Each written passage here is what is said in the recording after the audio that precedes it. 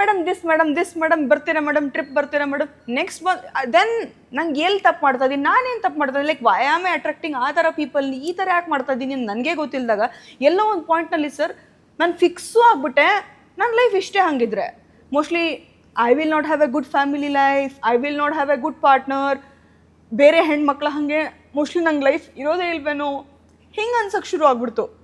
Then where ಈ spiritual ಜರ್ನೀಸು ಮತ್ತು ಎಲ್ಲರೂ ಹಾಗೆ ಗಂಡಸ್ರು ಯಾರೇ ನಂಗೆ ಇಲ್ಲಿವರೆಗೂ ಅದನ್ನು ನಾನು ಪ್ರೌಡ್ಲಿನೂ ಹೇಳ್ಕೊತೀನಿ, ವೇರ್ ಎವರ್ ನಾನು ಕಾಫಿನೋ ಊಟನೋ ತಿಂಡಿನೋ ಹೋದರೆ ಗಂಡಸ್ರು 10 ಜನ ಇದ್ದರೂ ನಾನೇ ಬಿಲ್ ಕಟ್ ಬಂದಿದ್ದೀನಿ ಕೂಡ.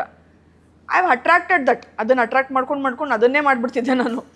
ಸೊ ಈಗ I started realise no, there are men who are good. You gone through hell. I have gone through hell. ಏನು ಏಜ್ ಇತ್ತದು? ಯಾವ ಏಜ್ಗೆ ಆಗಿದ್ರಿ? All 20s sir.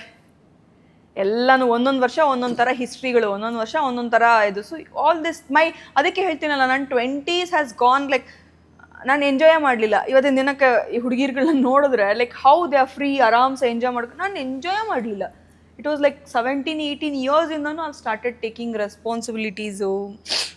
ಅದಕ್ಕೆ ಮುಂಚೆ ಅಂತಲೂ ಬಂದ್ರೂ ಅಷ್ಟೇ, ಪೇರೆಂಟ್ಸ್ ಆರ್ ಆಲ್ವೇಸ್ ಅವರದ್ದೇ ಗುಂಪು, ಅವರದ್ದೇ ಜಗಳ ಅನ್ನೋದ್ರಲ್ಲಿ.